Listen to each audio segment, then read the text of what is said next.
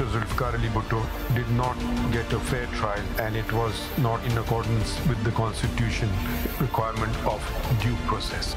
Father was very calm, and I keep seeing his face. I said that I'd like to hug my father goodbye. He'd been the president, the prime minister. He brought them back from the camps of India. He kept saying they were going to kill him, but nobody believed it. Last hours, countdown. I mean, I never knew I'd be so involved in a countdown to life. मेरे ख्याल में मौलवी साहब की ज़्यादती थी, क्योंकि वो बहुत ही ज़बरदस्त आदमी थे और वो भुट्टो के दुश्मन थे, और उनको चाहिए था कि इस केस में ना बैठते तो बेहतर था। अदालत ने ये माना है कि कायदे अवाम शहीद जुल्फ़िकार अली भुट्टो को फेयर ट्रायल नहीं मिला। बिस्मिल्लाहिर्रहमानिर्रहीम। अस्सलाम वालेकुम नाज़रीन, मैं वास्मा शिराजी। प्रोग्राम है फैसला आपका। इतना गूंजूंगा कि सदियों सुनाई दूंगा। जुल्फ़िकार अली भुट्टो के ये जुमले आज याद भी आ रहे हैं और इसकी बाज़गश्त भी है। जुल्फ़िकार अली भुट्टो को 44 साल के बाद इंसाफ मिला है। बहरहाल देर से मिला है। अब जुल्फ़िकार अली भुट्टो वापस नहीं आ सकते, वो तख्ता-ए-दार के सुपुर्द हो चुके हैं।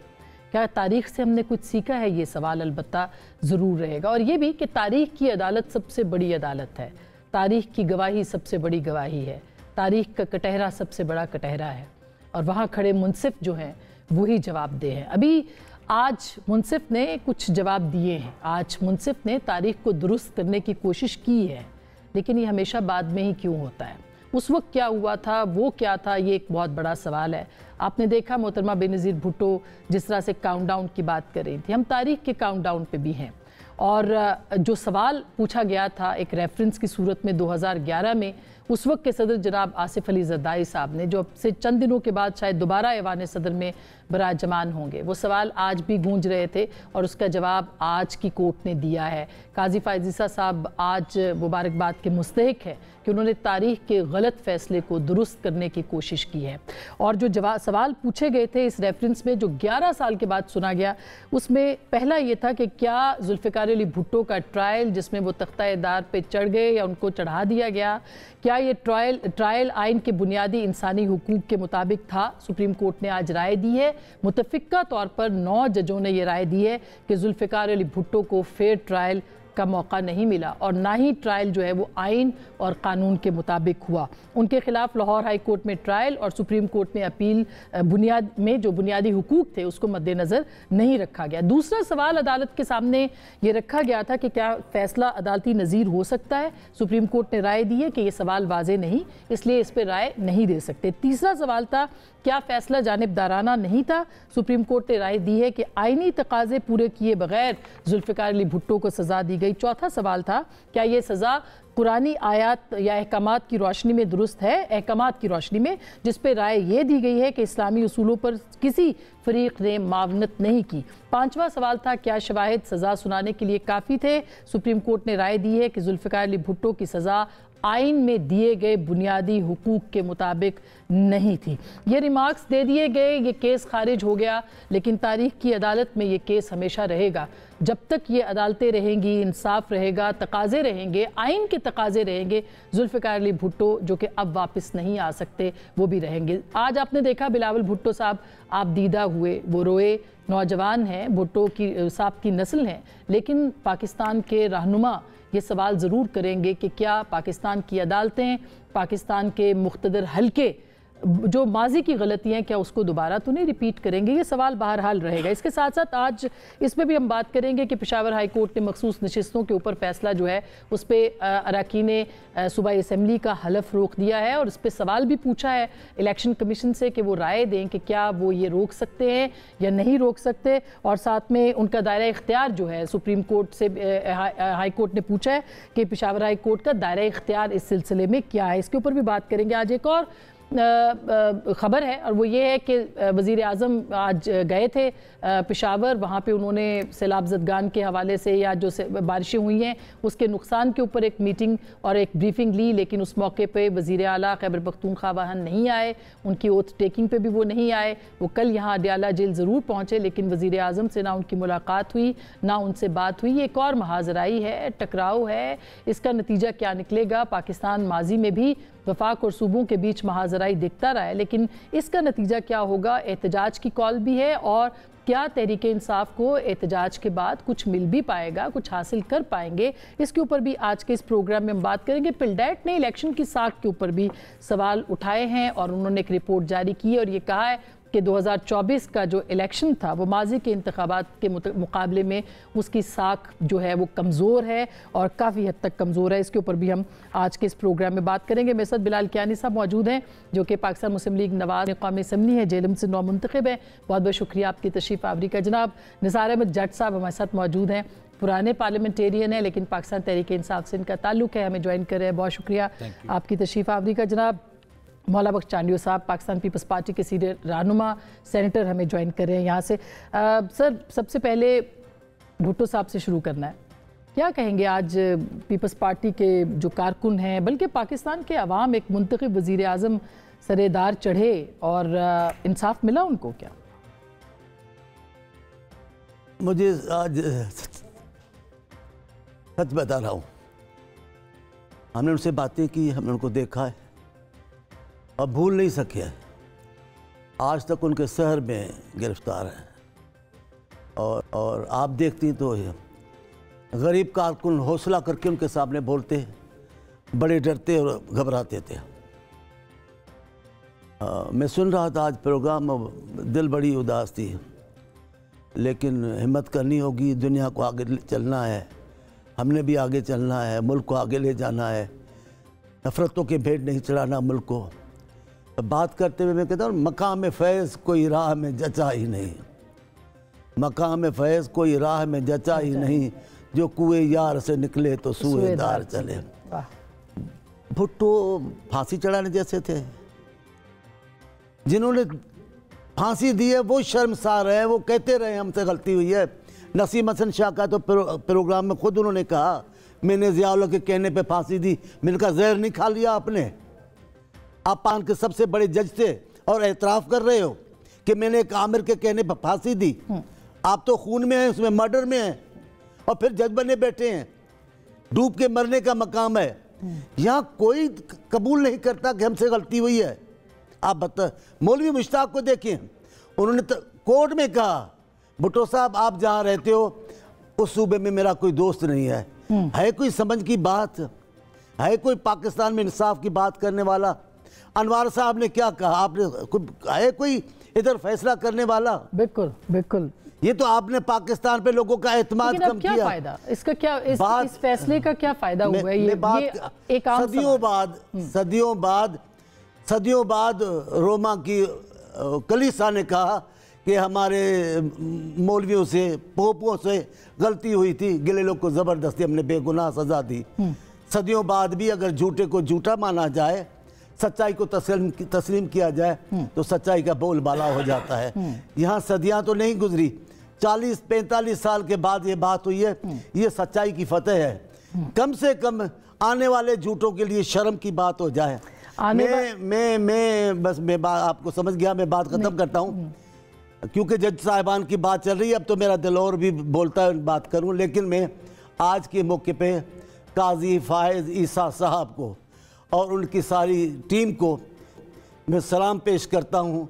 उन्होंने तारीख को ठीक करने की कोशिश की है, उन्होंने अदलिया के वक़ार को बढ़ाने की कोशिश की है, सियासत नहीं की।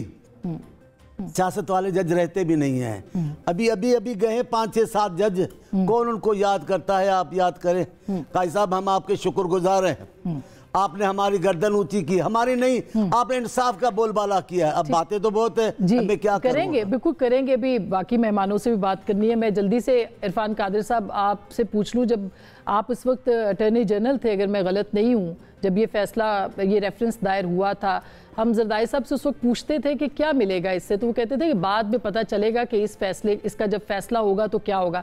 आप क्या कहेंगे, क्या जुल्फ़िकार अली भुट्टो को इंसाफ वाकई मिल गया? अब तो वो नहीं रहे, वापस नहीं आ सकते।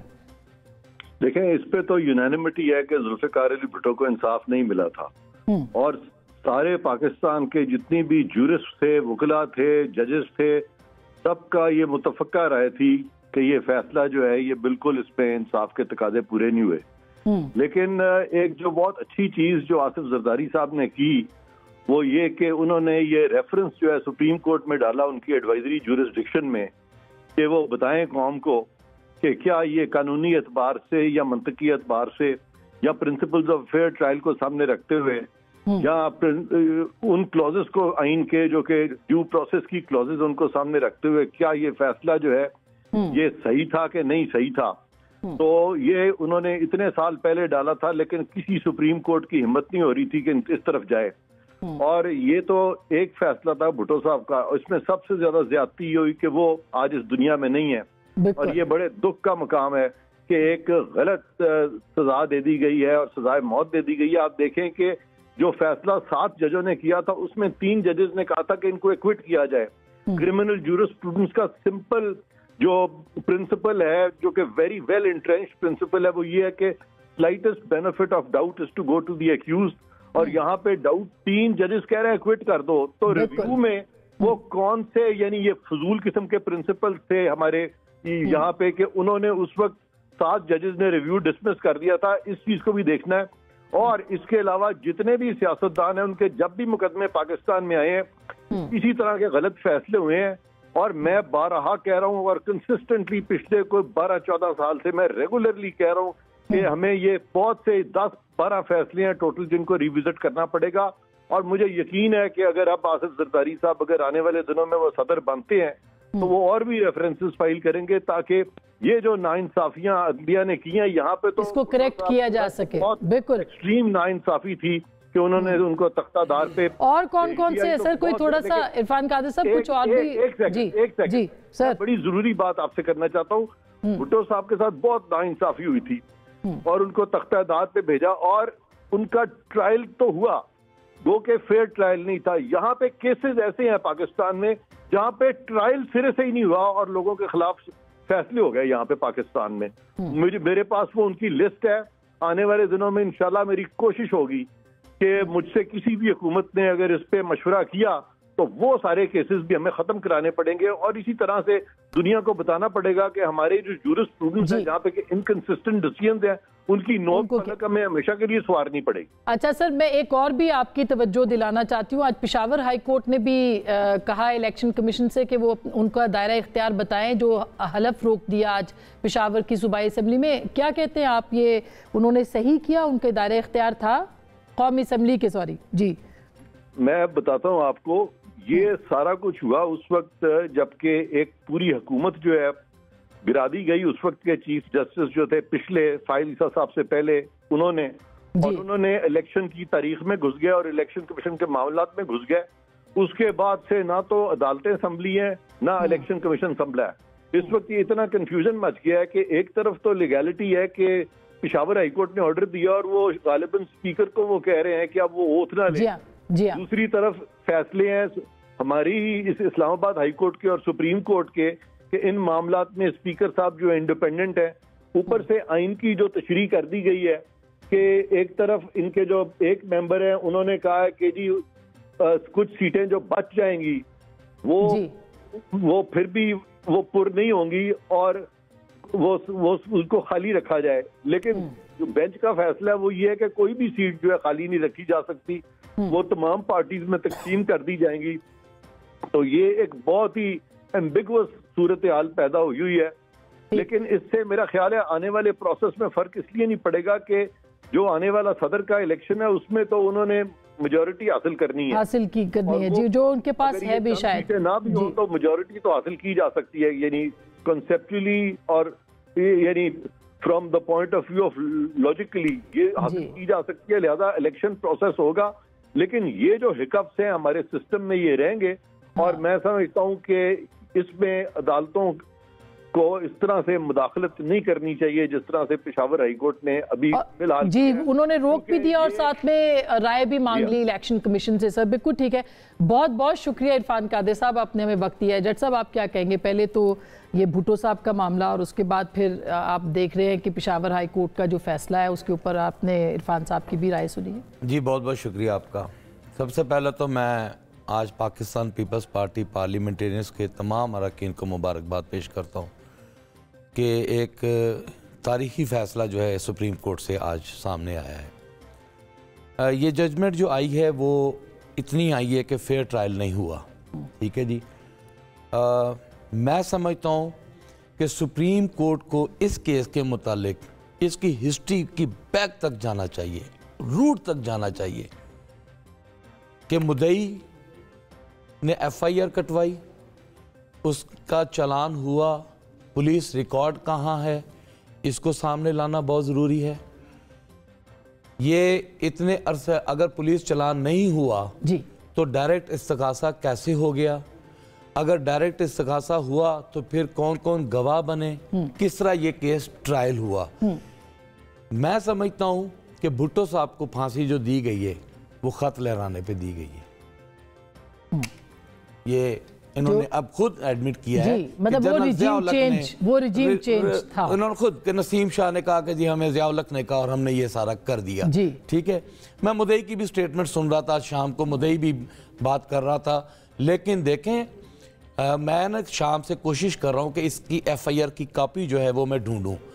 उस FIR में मैं ये देखना चाह रहा हूँ कि जिन्होंने शूट किया क्या उनके नाम है, और अगर उनके नाम नहीं है तो फिर जुल्फकार अली भुट्टो साहब को 109 कैसे लग गई? बिल्कुल। कैसे उन्होंने ये तस्वर कर लिया कि ये जुल्फकार अली भुट्टो साहब ने मर्डर करवाया? ठीक है जी। लिहाजा ये समझ में आती है कि उस वक्त की हिस्ट्री को आज से रिलेट करें तो मेरा ख्याल है खत लहराने की तारीख आज भी दोहराई गई है और हमारे लीडर अंदर है। अच्छा, हमें अच्छा लगता, आप कह रहे हैं कि खान साहब और भुट्टो साहब हमें अच्छा लगेगा कि हम जुल्फकार अली भुट्टो साहब की इस शहादत में इनके साथ खड़े हैं। इनके साथ जो नाइंसाफी हुई है हम इनके साथ खड़े हैं। हम उम्मीद करते हैं कि इसी तरह ये कभी खान साहब ने नहीं कहा, ये हम इसी तरह तवक्का करते हैं कि मोहतरमा बेनज़ीर भुट्टो की शहादत को भी बेनकाब होना चाहिए, उनके कातिल भी सामने आने चाहिए और इनको चाहिए कि उस खत की दास्तान को आज पार्लियामेंट में और फेयर ट्रायल, यानी फेयर ट्रायल हो। आप 9 मई की भी बात कर रहे हैं और आप साइफर की भी बात कर रहे हैं कि उसके ऊपर भी फेयर ट्रायल जो है वो होना चाहिए। ये तो जाहिर है उनका बुनियादी हक है, ये सबका बुनियादी बिल्कुल हर एक का बिल्कुल बिल्कुल। हमें हमारा पार्लियामेंट में इशू क्या है? हम पर जो आज इल्जाम लग रहा है ना कि जी ये पार्लियामेंट चलने नहीं दे रहे, नहीं, ये गलत बात है।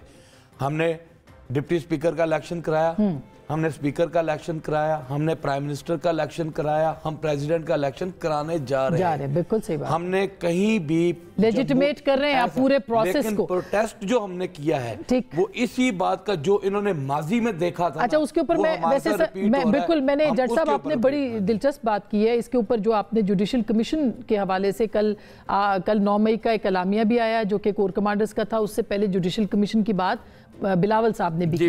उसके ऊपर भी मैं आती, क्यों नहीं हो सकता यानी साहब ये जो जज साहब बात करें कि एक वजीर आजम जो था वो तो सरेदार चढ़ा, अब दूसरे साबिक वजीर आजम जो हैं उनके ऊपर भी इसी तरह के इल्ज़ामात हैं, तो क्यों जुडिशल कमीशन नहीं बन सकता?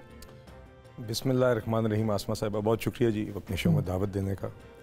देखिए जी, ये मेरे ख्याल से ये पहली बात जज साहब ने अच्छी की और मैं उस बात की तायद करूँगा कि ये तारीखी आज एक फ़ैसला हुआ है और ये इस तरह की दुरुस्तगियाँ ठीक है 44 साल बाद ही सही, और यकीनन उसका भी एक दुख है और एक जो ज़्यादती हुई उसका कोई अज़ाला नहीं कर सकता, मगर ये दुरुस्तगी फिर भी अहम है क्योंकि जब तक ये करेक्शंस हमारी तारीख में नहीं होंगी तब तक हम आगे बढ़ नहीं सकेंगे। मेरे ख्याल से बहुत अच्छी बात है कि और ये भी कि हम आइंदा ऐसी गलतियां भी नहीं करें। जी जी जी। और आज के बाद ये एक अच्छी बात है कि आज के बाद से जो पाकिस्तान में हिस्ट्री की टेक्स्ट बुक्स होंगी उसमें जब जुल्फ़िकार अली भुट्टो साहब की पूरी दास्तान आएगी तो उसके अख्ताम में ये करेक्शन का भी जिक्र होगा। ये अहम है, ये यकीनन हमारी मुल्क की तारीख के लिए और मुस्तकबिल के लिए बहुत अहम है जी।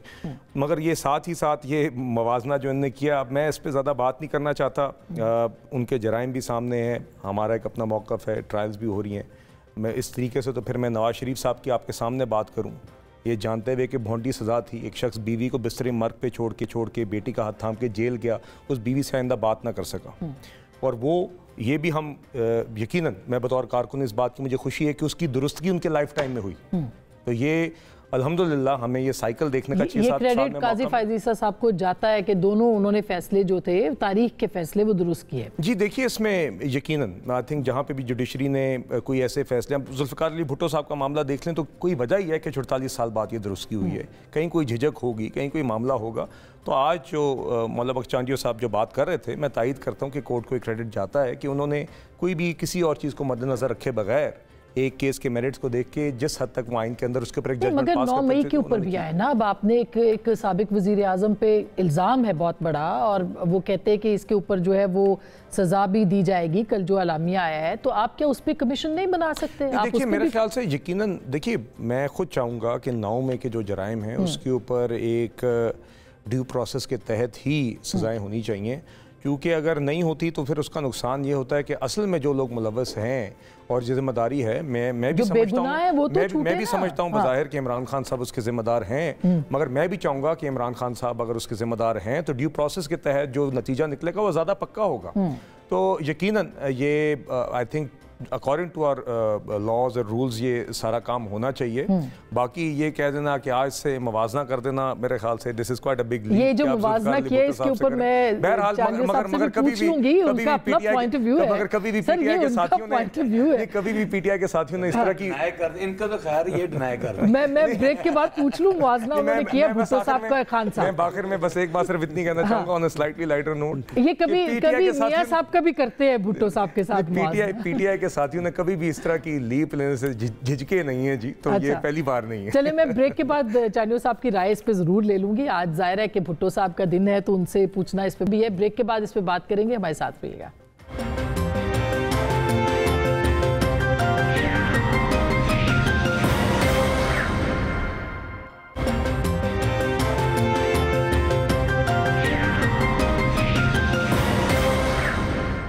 Welcome back. एक दफ़ा फिर आपको खुशामदीद कहते हैं। चांडियो साहब, कंपैरिजन आपने सुना निसार साहब का, जाहिर है उनका अपना, उनके लीडर अभी जेल में है। पहले नवाज शरीफ साहब रहे, फिर पहले उससे जरदारी साहब रहे, बीबी रही, सब रहे। तो आप कंपैरिजन या जो मुआवजा है वो दुरुस्त है? मैं एक बात कह दूं, ये उन्हीं के सवाल था जो मैंने आपके सामने दोहराता रहता हूँ कि दुश्मन मरे खुशी ना करिए, सजना में मर जाना हो। हमें किसी के मरने पर खुशी नहीं होती। सही बात। हमने अभी भुट्टो बिलावल साहब ने इनके लीडर के जेल को वेलकम नहीं किया। उन्होंने इनके घर की स्टोरी आई, उस पर मुझे खुदा बखुदा मुझे कसम है अल्लाह की, मुझे कहा कि ऐसी बात नहीं करने की, ये ज़ाती मामला आता है। हमारी कुछ सियासत और किस्म की। बहरहाल आज मेरी दिल किसी और की है। मुझे ये बात आ रही थी, मैंने लिख दी थी। इज़्ज़तदार क्या इज़्ज़त है भुट्टो की। मुलाकात पे गई बेनज़ीर साहबा और बेगम साहबा, तो वक्त से पहले ही उनको बेगम भुट्टो साहब ने कहा कि आप चली जाएं, अब आप पहले चली जाएं। कहा क्यों? कहा मुझे पसंद नहीं है कोई आपको आकर कहे कि अब मुलाकात का वक्त ख़त्म हो गया, अब तसव्वुर तो करो। ये गैरतमंद लीडर होते हैं ना। दूसरी जगह देखें, उन्होंने कहा, ये लिखा है उन्होंने कि बीबी उनसे मिलने आई, सालगिरह का दिन था, तो बीबी को कहा उन्होंने कि मैं सालगिरह के दिन पे आपको क्या तोहफा दूं, आपका कैदी बाप क्या दे सकता है, इन सलाखों के पीछे मैं क्या आपको दूं, बस इन सलाखों में से मैं आपके हाथ में अवाम का हाथ देता हूं और उसकी आपको पारा तो उसका ख्याल करना होगा। श्रीलंका के चीफ जस्टिस ने इस जजमेंट पे लिखा है, वो मैंने पढ़ी है। उन्होंने बड़ी अच्छी बात लिखी है जी। कहा ये नहीं मुझे पता कि ये साजिश इन 3 लोगों ने की जिनके नाम थे, जिनको उनके साथ थे, ये साजिश थी या न थी मुझे नहीं पता, पर ये ज़रूर साजिश है कि फांसी खाते हुए लोग कह रहे हैं कि ये कत्ल हमने किया है। इससे बड़ी और साजिश क्या होगी, तस्वर करें। बिल्कुल। सारी दुनिया इस पे बोल रही है। अब नहीं बोलते तो हम नहीं बोलते, आप नहीं बोले, दुनिया बोल मगर रही है। एक जज साहब, जो बात अभी चांडियो साहब ने की, मुवाजने की बात हो रही थी, इनके एक लीडर को फांसी लगी, दूसरी लीडर रावलपिंडी में मार दी गई, लेकिन कोई पाकिस्तान खपे की आवाज़ें आई हैं, पाकिस्तान के खिलाफ कोई आवाज़ नहीं आई।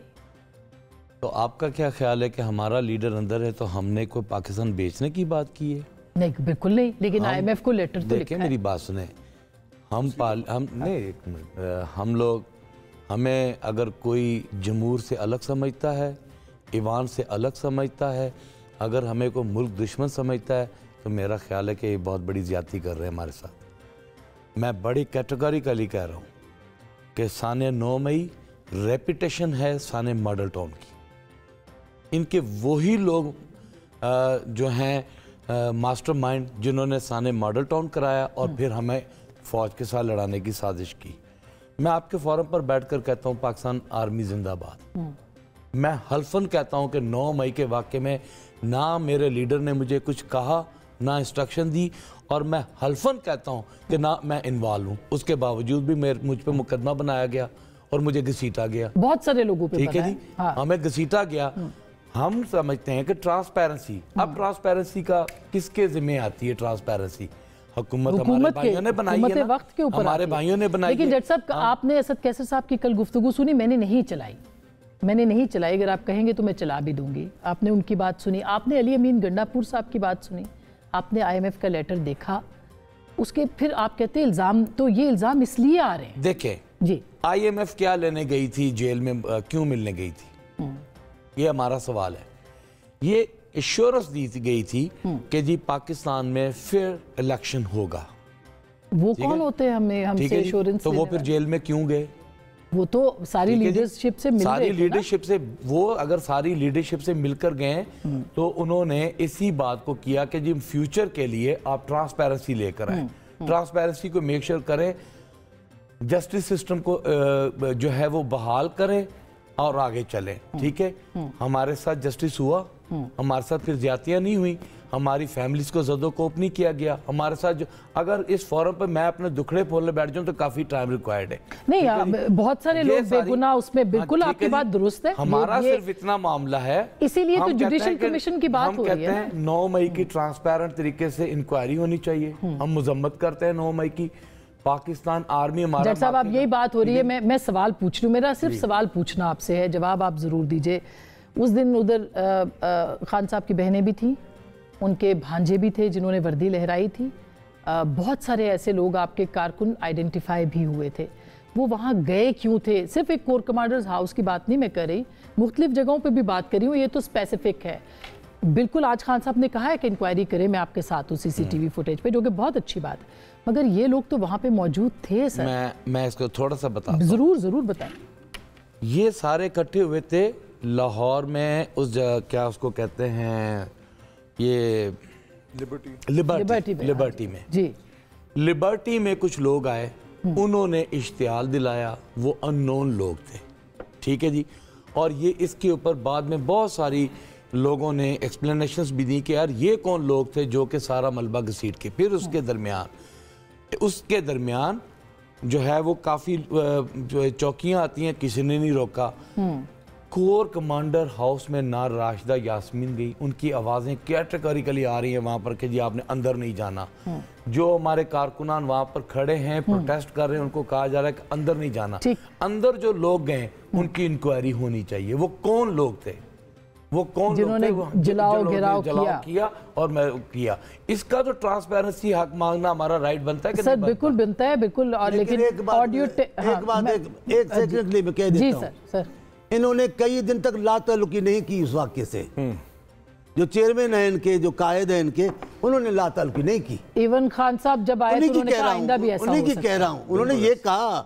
अभी मैंने कहा ये जुमला मैं ना कहूँ, उन्होंने कहा हम फिर करेंगे, अवाम ऐसा करेगा। इन्होंने लाताल्लुकी नहीं की।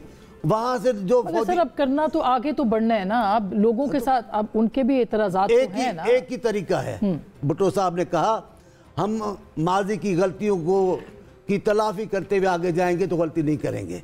अब मानेंगे तो सही है। अब मैं टीवी सामने खड़ा है, मैंने तो देखा टीवी पे वो फौजी गाड़ियों में जा रहे थे, उनको लाठियां मार रहे थे।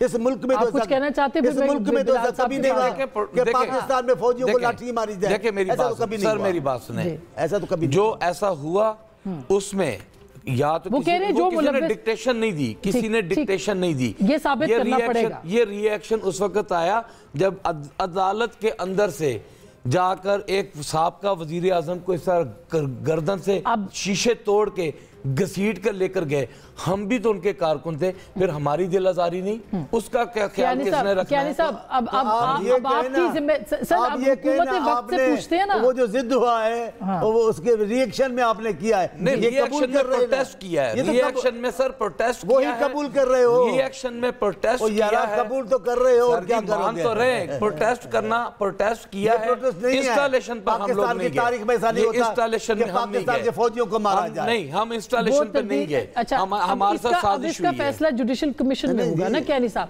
कल जो अलामिया आया है, रास्ता सही नहीं है जी, जो कल जो अलामिया आया है उसमें ये कहा गया कोर कमांडर्स की तरफ से कि वजीर आजम ने इरादा किया, उन्होंने अज़म किया था कि 9 मई के लोगों को कैफरे किरदार तक पहुंचाएंगे। इसका मतलब ये है कि हुकूमत वक्त अब इस पे काम करेगी।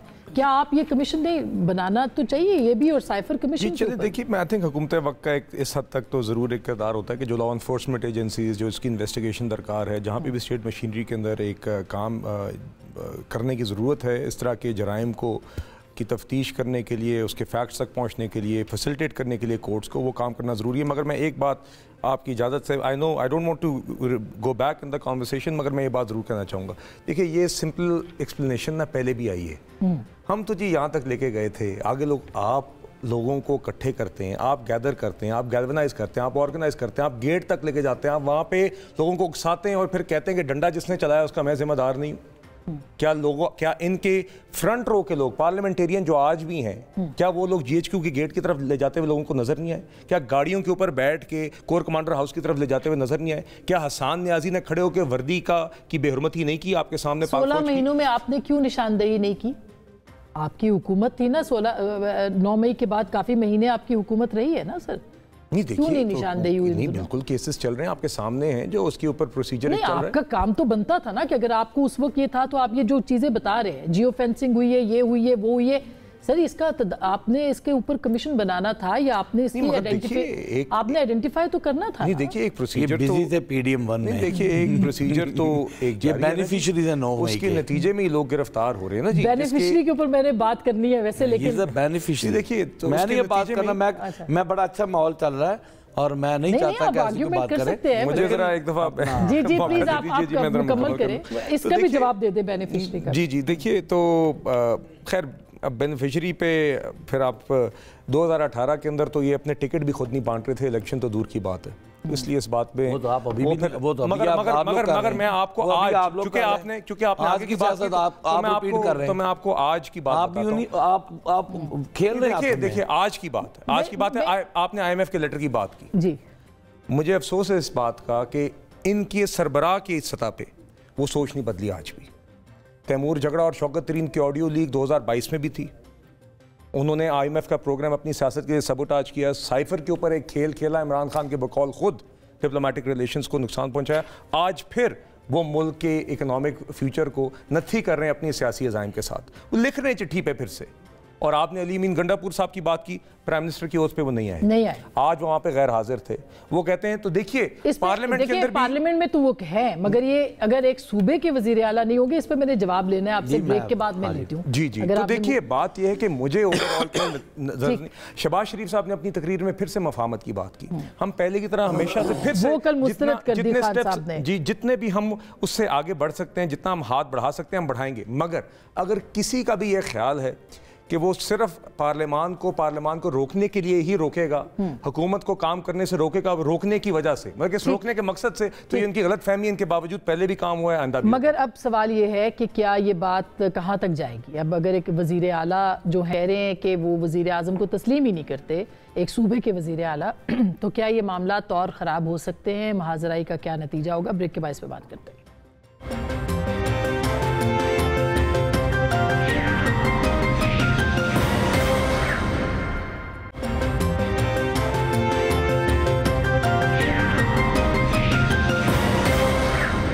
Welcome back. एक दफ़ा फिर आपको खुश आमदीद कहते हैं। जज साहब, ब्रेक से पहले हम बात कर रहे थे, जो अभी कियानी साहब ने भी बात की कि और भुट्टो साहब के हवाले से चांडू साहब भी कर रहे थे कि इतनी एक्सट्रीम कभी नहीं देखी गई। मसलन वज़ीर आला का ना जाना, वज़ीर आज़म को वेलकम ना करना, उनकी हलफ बर्दारी में ना आना, और फिर ये भी कहना कि मैं अपने हक़ के लिए जो है वो कहीं भी जाऊँगा, तो इसका क्या मतलब लिया जाए? देखिए, जिस दिन ये हाउस इन ऑर्डर हुआ है जी, इससे पहले हमने आर्टिकल 104 के तहत इलेक्शन कमीशन में गए।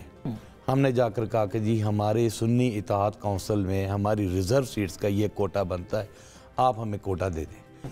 और फिर हमने ये भी एडमिट किया कि जो 5% कोटा जो है हमें नहीं चाहिए, क्योंकि हमने इलेक्शन प्रोसेस में सुन्नी इत्तेहाद ने हिस्सा नहीं लिया, इनकी कोई सीट नहीं है, वो नहीं बनता। रिज़र्व सीट्स का कोटा जो है वो हमारा बनता है आर्टिकल 151-106 के तहत। जी ठीक है जी, बिल्कुल। हमें कोटा नहीं दिया गया और वो कोटा पीपल्स पार्टी, मुस्लिम लीग नून, दूसरों को दे दिया गया।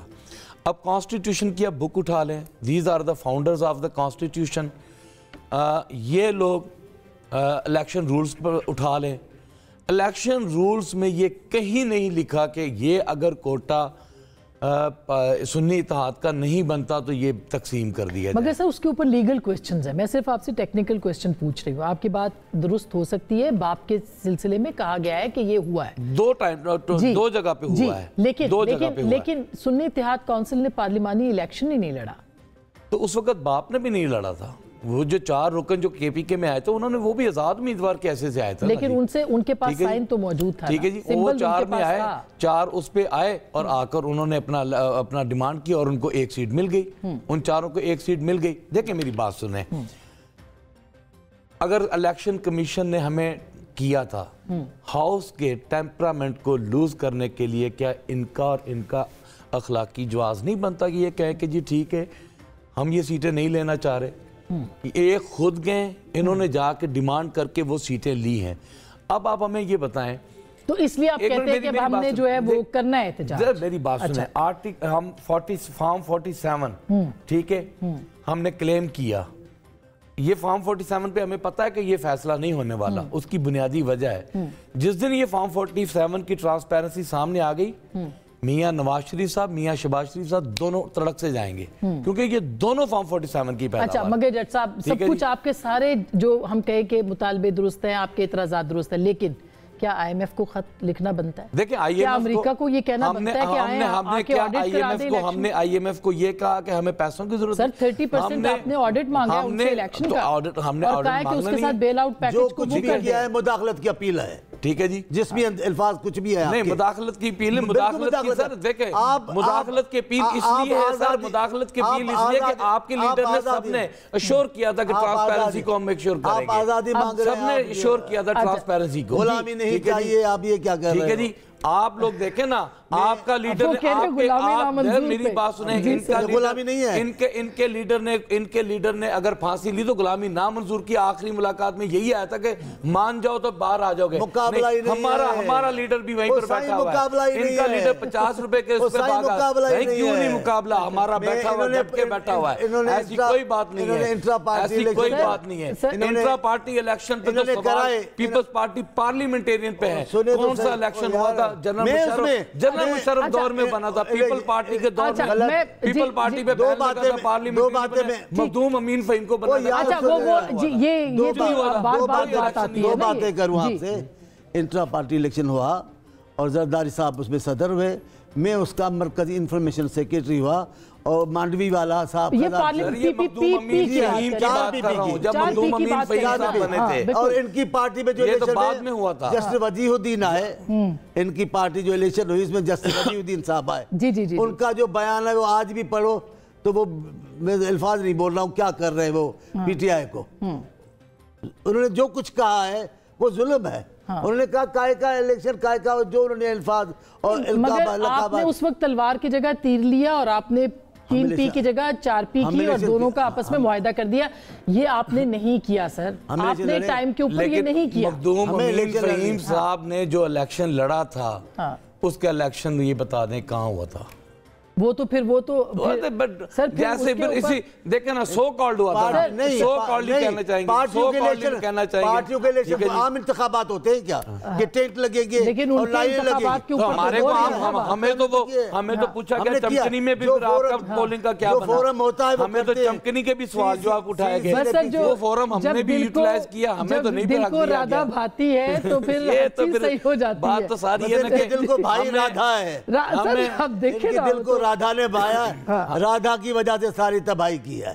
राधा बिठाई थी, हर जगह इन्होंने राधा बिठा रखी। जब वो पसंद थे तो सब चीजें थी ना, आप पसंद नहीं है तो अब वो कहते कि नहीं अब ये तो क्या नहीं साहब पार्टी इलेक्शन ना इनके प्रॉपर ना इनके प्रॉपर जमात इस्लामी एक कराती है। मगर मैं एक आखिरी चीज करके उधर आपसे पूछ के आगे बढ़ती हूँ।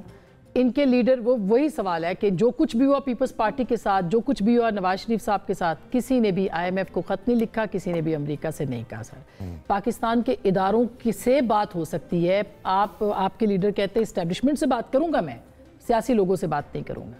अभी जो हुआ है, अभी शुरू में हम तैयार हुए बातों करने के लिए। पहला बयान खान साहब का आया, मैं इनसे बातचीत नहीं कयामत का दिन होगा, किससे बात करोगे? किससे बात करोगे? फिर अब जट साहब बोले, किससे बात करोगे? अब जट साहब ने कुछ लिखना शुरू कर दिया। मैं इनकी बात सुनता हूं, लिखना मैंने कुछ, मैं इनकी बात सुनता हूं, मैं जवाब दूंगा। जवाब दे, खत्म हो रही है। मुझे हमें सबक याद है अपने कायद जुल्फकार अली भुट्टो का। उन्होंने बीबी को खत लिखा है। खत में लिखा है, बेटी अल्लाह की जो जन्नत है वो माँ के कदमों के नीचे है, जो सियासत की जन्नत है वो आवाम के कदमों के नीचे है।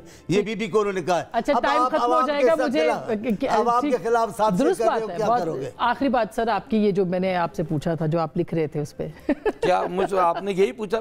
मैं इनकी बात का इनको एस्टैब्लिशमेंट से बात करेंगे, मगर आप सियासतदानों से नहीं। हम सियासत में बैठे तो है पार्लियामेंट सर, वो तो पार्लियामेंट में बैठे हैं ना, बात तो नहीं कर रहे ना। बात कैसे करें? मुफाहमत किसके साथ करें? फॉर्म 47 के चोरों के साथ, क्या नहीं? फॉर्म 47 के चोरों के साथ तो नहीं करेंगे। आप जुमले ऐसे बोलते हो, नहीं ये बात नहीं ना, पूरे सारे नजर आ रहा है तो फिर उसका क्या करें? जो कर की चोरी है तो उसका क्या करें? जब बालाकोट आपने ईमानदार से जीत के आए थे, जब बालाकोट जैसा इंसिडेंट हुआ था जी, तब भी इमरान खान साहब की अना ने उनको इजाजत नहीं दी थी। आप कदम बढ़ाए ना, हम तो कदम बढ़ाते भी रहे, हम आगे बढ़ाते रहेंगे। मगर ये आपने सुन लिया जी, IMF की चिट्ठी आपने देख ली। देखिए ये फिर से IMF चले मैं इनकी आर्गुमेंट मान लेता हूँ।